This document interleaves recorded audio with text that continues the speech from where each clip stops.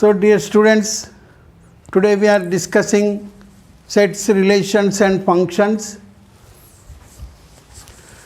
The new chapter, sets, relations and functions. First I am defining set. What is set? A set is a collection of well-defined objects. So the collection of well-defined objects will be known as a set. So coming to the point, what we mean by well-defined objects? Collection of well-defined objects. What we mean by this? I'll explain. See, there is a collection and there is an object. Both are given individually. A reader should be able to decide whether the object is a member of the collection or at least it is not the member of the collection. So a reader should be capable of deciding whether the given object is a member of the given collection or not. Firmly, yes, this object is the member of that collection. You should say firmly, or at least you should say no, this object is not a member of that collection. Come what it may be, you should be firm about his answer. If there is any dilemma in any situation, if the reader is in dilemma to decide yes or no, then we have to doubt the definition of the collection. That means it is not well-defined collection, and when it is not well-defined collection, it won't be a set.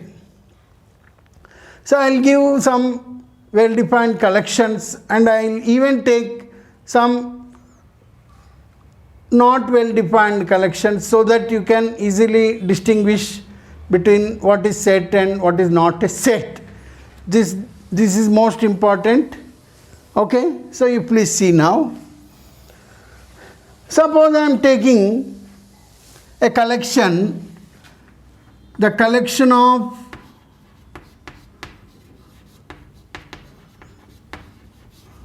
all natural numbers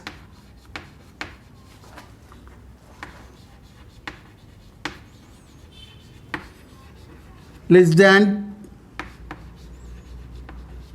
10. Say this is our collection. The collection of all natural numbers less than 10. So this is a given collection. So here what I am going is, here I am giving you some objects. Seeing each object, you should be able to decide whether this object is a member of that collection or not a member of this collection. Okay, so please observe here. Suppose if I take 5 goes to this collection because 5 is a natural number which is obviously less than 10. So 5 goes to this collection. Suppose you take 12. 12 is not the member of this collection because this collection having all natural numbers only less than 10. This 12 is crossed 10. So okay, this is a member of this collection. This is not the member of this collection. So this collection is A. So 5 is a member of this collection. In a simple way, you can write 5 belongs to A. So this 12 does not belong to A. 12 does not belong to A. Suppose if you see 1 by 2 also does not belong to A. Suppose if you see -3, which does not belong to A. And if you say 7, it belongs to A. So like this, take any object, you are able to say yes or no. Yes, it is a member of that collection. No, it is not a member of that collection. At least, so you are very firm to decide that fact. There is no any dilemma. So this kind of collections are said to be sets. So let us take some more collections which are well defined. The collection of all ovals, and last one more I'll take, the collection of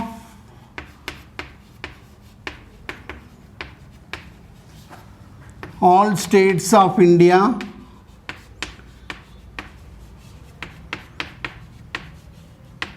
like this. These all are well defined collections. So now let us see some collections which are not well defined. See, for example,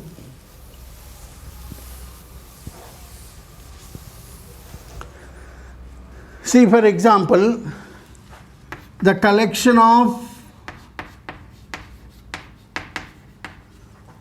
some natural numbers.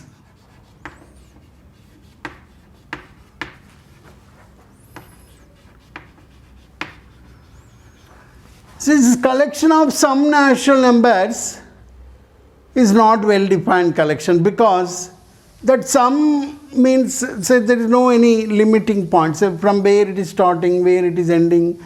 So there is no any clear idea about that. So if you take this collection of some natural number, take any object, okay, you will be in some confusion. Suppose if you are given 10, if you are asked to say whether this 10 is a member of this collection or not, either you can say yes or you can say no, because some means from where to where, there is no clear idea on this concept. So there will be a dilemma. So this kind of collections are not well defined collections. So this kind of collections are not said to be sets. So for example, one more example, the collection of intelligent students. This is also not well defined, because intelligence, okay, there is no any specific measurement for that. So it's in a regular day life we use this kind of words, but mathematically they are not valid. So this kind of collections are not well defined, and we are only going to deal with well defined collections, which are sets. Now to write a set, we use a special type of brackets, this flower brackets, some students may say this, but it's scientifically it is braces. And to write the elements, we need to use lowercase letters, and that letters are to be separated using commas. Letters or numbers, whatever it may be, those are called objects. Objects are to be separated by commas, and that objects in a set can be anything. It may be living thing, or it may be non-living thing, it may be number, it may be letter. So you don't have any restriction. So to write a set, we use this type of brackets called braces, okay, and to write the elements of the set, if you need to use the letters, English alphabets, you have to use only lowercase letters, and the objects are to be separated by commas. And the objects of a set are called elements of the set. Objects of a set are called elements of the set. So in this set, elements are A, B, C, and there is a relationship belongs to or does not belong to between element and set.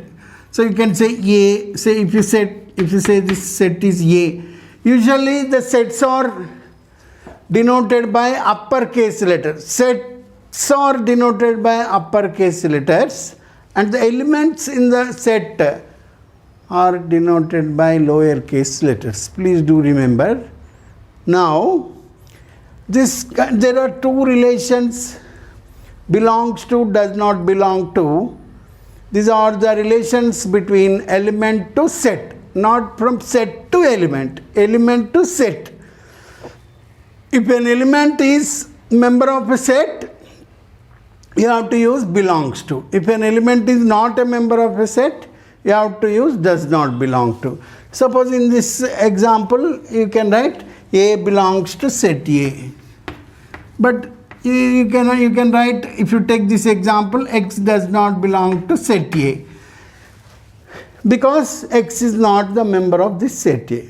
So I have introduced set, okay, and I have introduced the relation between element to set, okay, and it is not from set to element. Some students will write like this. It is a wrong notation, okay. So belongs to or does not belong to are the relations from element to set, not from set to element. Please do remember.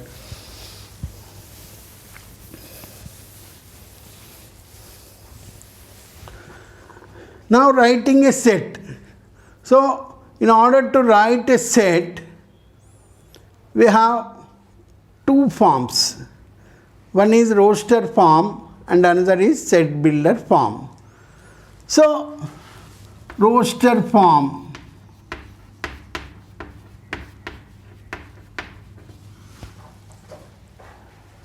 set builder form, these are the two ways in which we can express a set. Set builder form.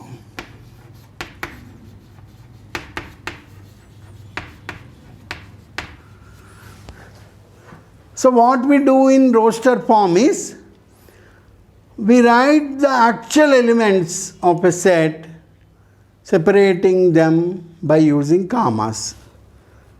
We write the actual elements in the set, separating them by using commas. See, I'll explain with an example.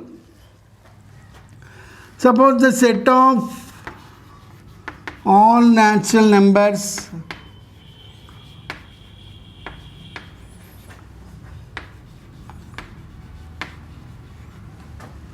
that lie between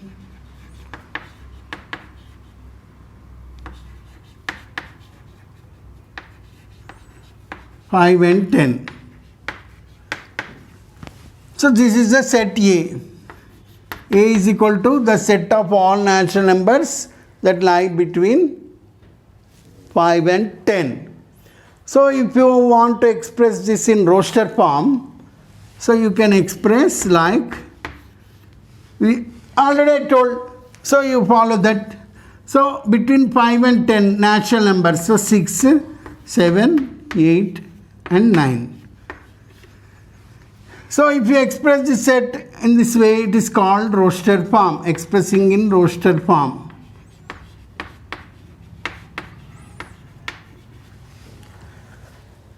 Now coming to set builder form. In set builder form, we don't write the elements,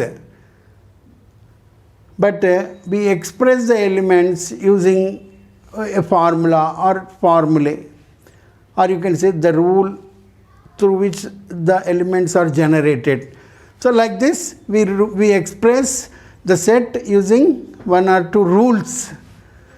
So it is called expressing the set in set builder form. In set builder form, you will not see actual elements, but you will see the rule which the elements are following. See, if you express the same set in set builder form, you get A is equal to set of n belongs to n. See, this n is a member of n. So n stands, this capital N is natural number. So n is taken from natural number. Which kind of n is coming in this set? Which kind of natural number n is coming in this set? That lie between 5 and 10. So how you can express 5 is less than, n is less than 10. So A is the set of all n belongs to n such that, this is called such that 5 is less than, n is less than 10. So if you express a set in this way, it is called expressing the set in set builder form.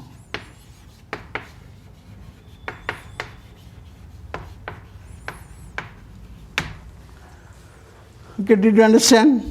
Now,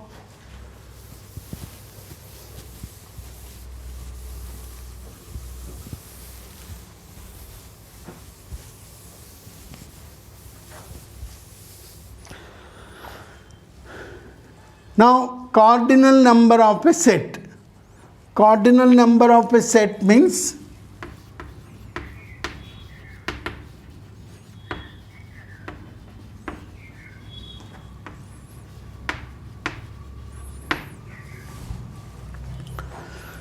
cardinal number of a set means how many elements that are present in that particular set. If you express that number, it is called cardinal number. For example, suppose set A is equal A, E, I, O, U.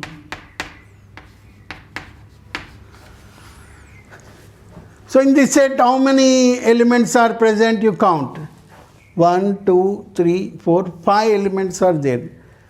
So number of elements that present in set A is equal to 5. So that 5 is called cardinal number of the set A in this particular example. And how do you express it? N of A is equal to 5. So the cardinal number of a set can be expressed in a convenient manner as I have shown on the board. Now,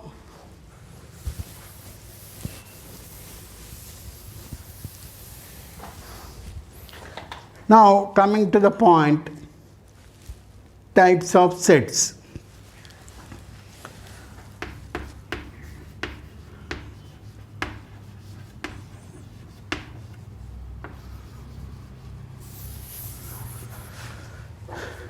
So, first and foremost, we begin our discussion with empty set.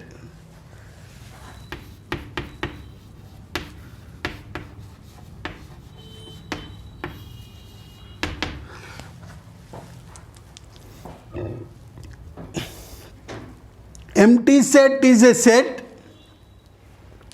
in which there is no element. So, if no element is present in a set, it is called empty set. So, if no element is present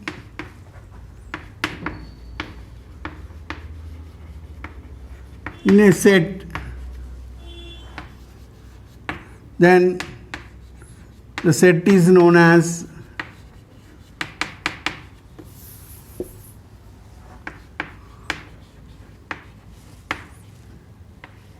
empty set.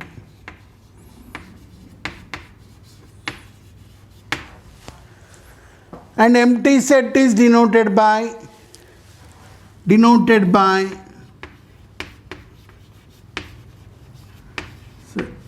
this is called phi, or this braces, empty braces. So an empty set can be denoted by using this symbol or this symbol, but if you express an empty set in this way, then it is wrong. Please do remember, because this is not empty set, because this set has an element phi in it.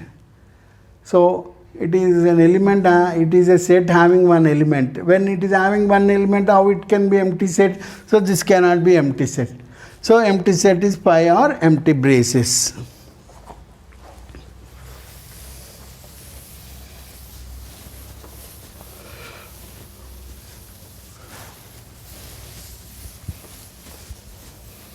So coming to next type, that is finite set. Finite set.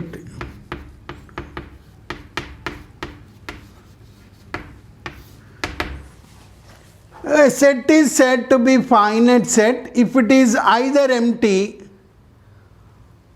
or the counting process of the elements of the set will end after some stage. Did you understand? Once again I repeat. Empty set is a set finite set, it is either empty set. Finite set is either empty set or a set in which the counting process of elements will end after some stage. See, I will give one or two examples. So, for example, A is equal, okay, the set of all natural numbers such that the natural numbers should lie between 2 and 3. So, A is the set of all natural numbers that lie between 2 and 3. Have you ever seen any natural number between 2 and 3? No. So, there is no natural number present between 2 and 3. I am talking about natural number. Please don't generalize it. So, no natural number presents between 2 and 3. So, this set is clearly an empty set. No element you can see in this. So, this is an empty set. As it is an empty set, it is a finite set. Empty set also a finite set. So, this is a finite set. Empty set as well, finite set. Now, let us take another example. B is equal to some 1, 2, 3, 4, 5, 6, 7, 8, 10, 9, 10. So, I took another set B. This is an empty set because if you start counting the elements, the counting process will end at 10. You cannot further move after 10. So, there are 10 elements present in this set. So, this is also an this is a finite set. This is also an example for finite set. This is also finite set only. All empty sets are finite sets. But all finite sets need not be empty sets. Please do understand, very simple concept. All empty sets are finite sets. But that vice versa is not correct. All finite sets need not be empty sets. See, this is a finite set, but it is not empty set. Now let us take another example for finite set. C is equal to some, say, x, y, z. This is also finite set because the counting process of the elements ends at 3, 1, 2, 3. The counting process ends at 3. You cannot further count. So, this is also a finite set.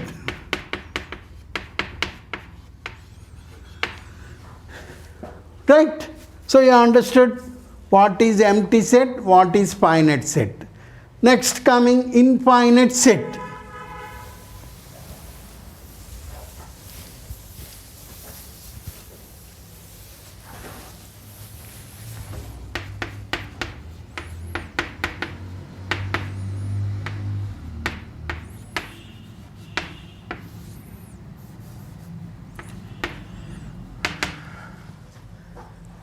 Infinite set means a set which is not finite set, it is known as infinite set. So, a set which is not finite set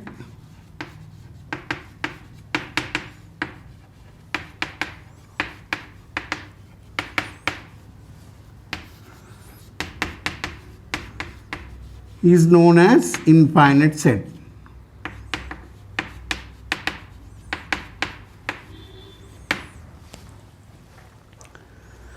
For example, set of all natural numbers, it is an infinite set. Set of all integers, set of all rational numbers. So like if you take so many infinite sets you can see in the world of mathematics, and so many finite sets you can see in the world of mathematics. So there is no crisis for finite sets and as well for infinite sets in the world of mathematics, as the world of human being having so many crises, financial crisis, so many crises. But maths is a full-fledged concept. You can never see any crisis at any cost.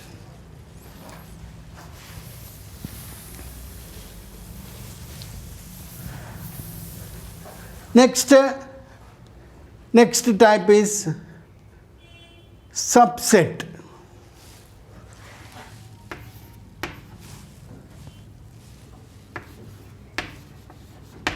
It's a very simple concept to understand. A set A is said to be a subset of B if there is no element present in A which is not present in B. So, a set A is said to be a subset of B if there present no element in A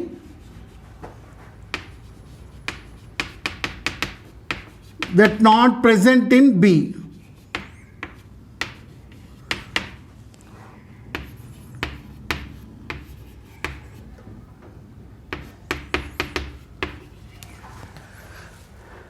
In other words, saying simply, every element of A should also be an element of B. Every element of A should also be an element of B. It is not necessary that every element of B should also be an element of A. In order A to be a subset of B, should be able to see that every element of A is also an element of B. You need not to verify that vice versa. See, and notation.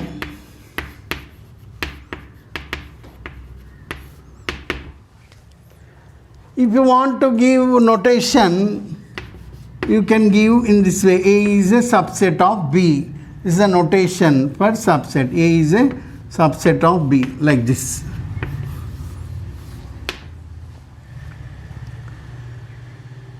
When A is a subset of B, B is said to be superset of A. So you can write A is subset of B, or you can write B is superset of A. When you compare from A to B, A is a subset of B. From B to A, if you say B is a superset of A. And finally, this subset is a relation between two sets, not between element and set, or not between two elements. Okay? It is a relationship between two sets. A is subset of B. A will be subset of B when if you see all elements of A present in B, or in other words, there is no element present in A which is not in B. No, there is no element present in A which is not in B. See, for example,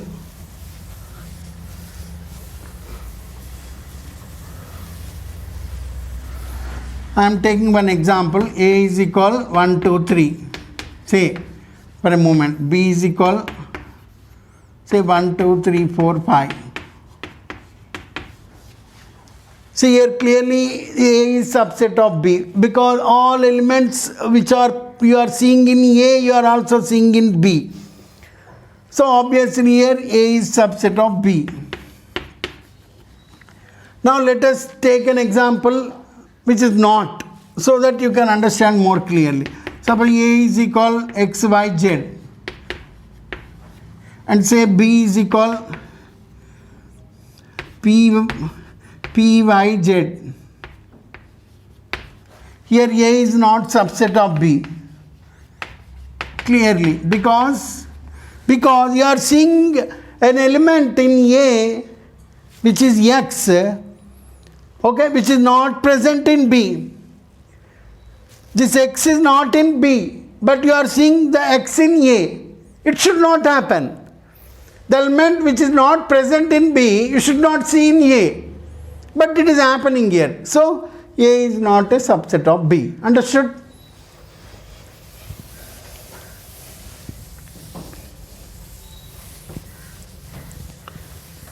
Now, some important relationships between subsets. So, properties of subsets.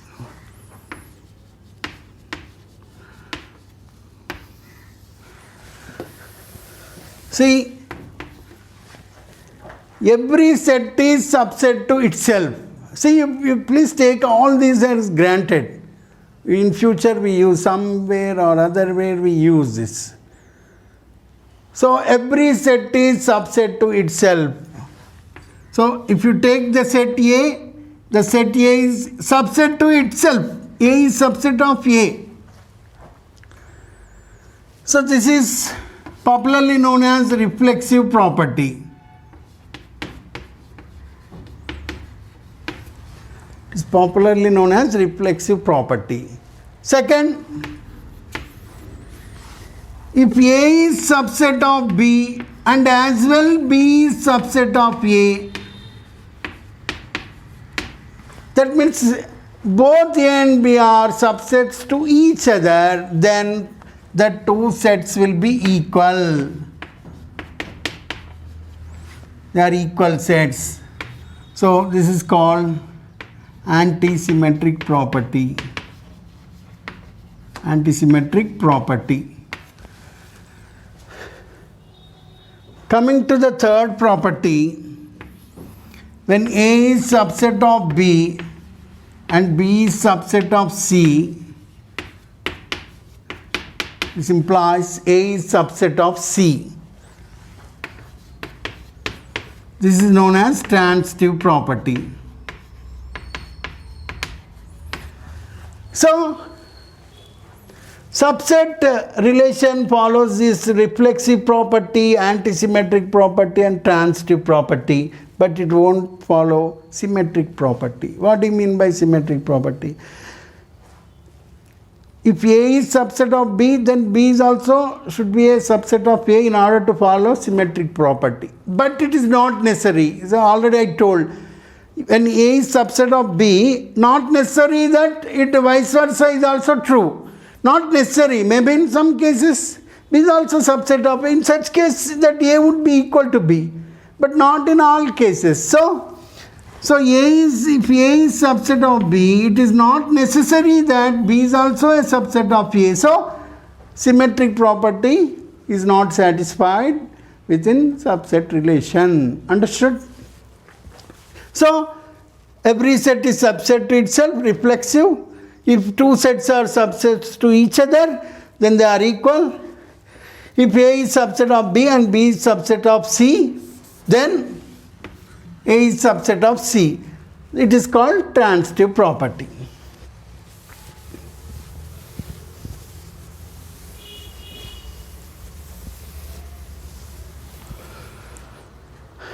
And one more property which is most important is empty set is subset to every set. See, please do remember, it's most important concept. Every set is subset, empty set is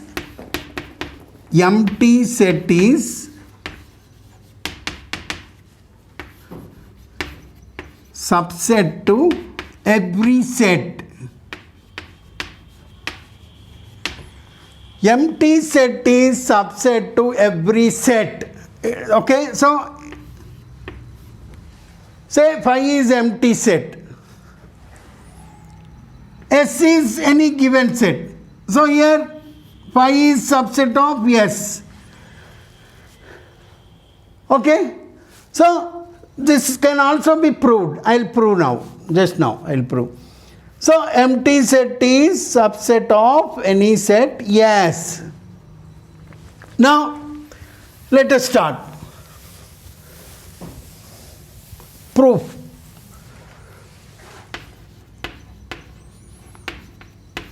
So case 1. I am taking S is empty set. Suppose the set S itself empty set. So empty set is subset of empty set, because already we have discussed every set is subset to itself. So empty set is subset to empty set, as every set is subset to itself. So if S is equal to phi, then obviously, okay, phi is a subset of phi. Therefore phi is subset of S, which is equal to phi here. S means phi. So we have proved in case 1. Now let us take case 2. So you say S is not equal to phi. Suppose S is not phi. So that means S is not empty. When S is not empty, there should be at least one element in S. So as S is not equal to phi, as consequence,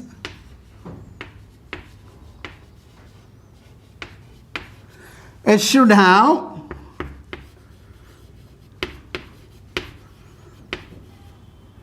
at least one element.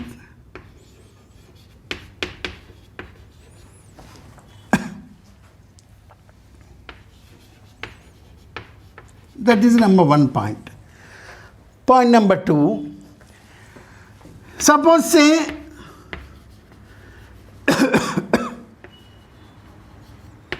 phi is not a subset of S. See, this explanation is very clear. See, case 1 we are considering S is empty. So every set is subset to itself. So empty set is subset to empty set. So phi is subset of phi. So phi is subset of S. So because here S is equal to phi. So when that set S is phi, we have proved. In case 2 we are considering S is not equal to phi. So when S is not phi, as consequence S should have at least one element. How many we are not bothered. So S is having at least one element. So that is very clear. Now suppose we assume that phi is not subset of S. We assume that phi is not subset of S. So in such case, what should happen when you can say that phi is not subset of S? That when you are saying phi is not subset of S, means you are seeing an element in phi which is not in S as per the definition. That is, there is an element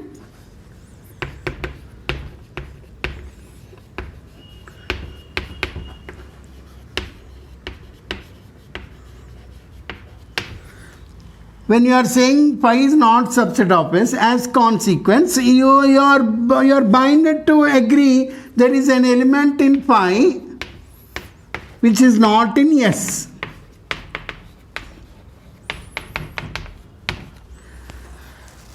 But phi being empty set,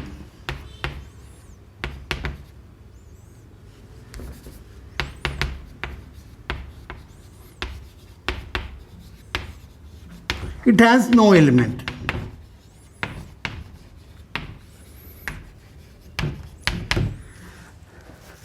So a contradiction arises. You are saying there is, okay, you are saying what?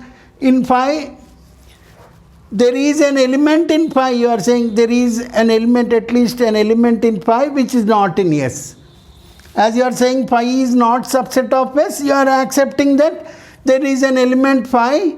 There is an element in phi which is not in S. But phi being empty, it has no element. In the previous step you are saying there is an element. Now you are saying there is no element. So you are in contradiction. So a contradiction arises.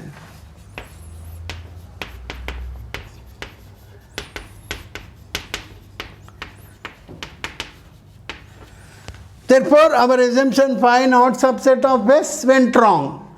So what you have to accept? Phi is subset of S. So like this, empty set is subset to every set.